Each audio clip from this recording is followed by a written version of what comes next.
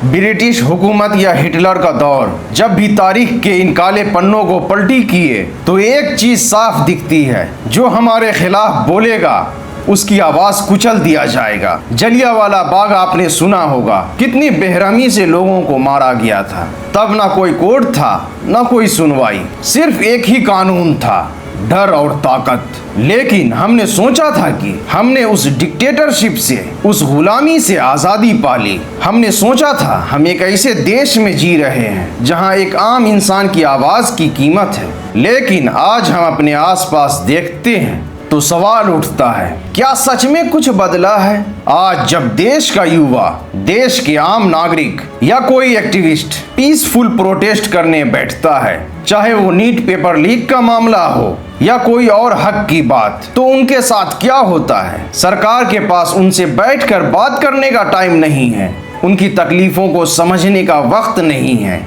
लेकिन उन्हें फोर्सफुली उठाने के लिए, उन्हें खामोश करने के लिए पूरी ताकत लगा दी जाती है। ये तो वही बात हो गई ना, हम जो चाहे, जो बोले वही तुम्हें मानना पड़ेगा। अब सवाल ये है कि क्या एक डेमोक्रेटिक या लोकतांत्रिक देश ऐसा होता है? डेमोक्रेसी का मतलब तो था of the people, by the people, for the people. लेकिन आज का माहौल देखकर लगता है कि क्या डेमोक्रेसी सिर्फ कागजों पर रह गई है, या वो भी अब खत्म हो गया है? क्या आम जनता से उनका सबसे बड़ा हक, बोलने और सवाल करने का हक, छीना जा रहा है? जब शांतिपूर्ण आवाजों को दबाया जाता है तो लगने लगता है कि कहीं हम वापस उसी पुरानी डिक्टेटर वाली सोच की तरफ तो नहीं बढ़ रहे हैं। लोग पूछते हैं, क्या इस देश में पहले ऐसा कभी नहीं हुआ?